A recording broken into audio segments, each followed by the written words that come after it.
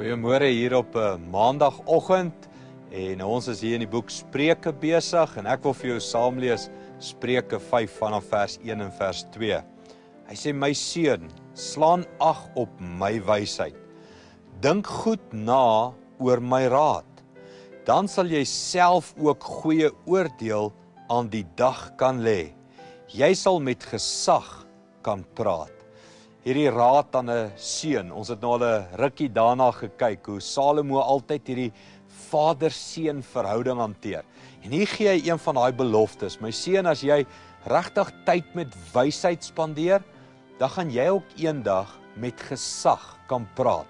Wat beteken dit om met gesag te kan praat? Dit beteken iets van mense luister na jou, mense ag jou opinie as dit kan hulle lewens verryk en verbeter. Ek dink ons almal begeer dit. Ons almal begeer daai wysheid. Ons almal begeer daai invloed.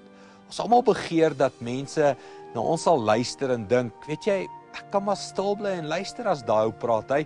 Hy weet waarvan hy praat. Salomo sê, jy sal net wysheid kry en jy sal net met gesag kan praat as jy eers geleer het om te luister. As jy eers geleer het om stil te kan bly, as jy eers geleer het om te wag. Wag dat God jou leer. Wag dat die lewe jou leer. Wag dat die Here met jou praat. Dan sal jou woorde gesag begin kry. Kom ons bid daarvoor.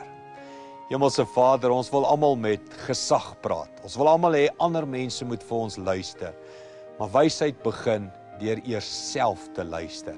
Help ons om stil te word. Help ons om u woorde eers te hoor. Dankie daarvoor, Here, in Jesus naam. Amen.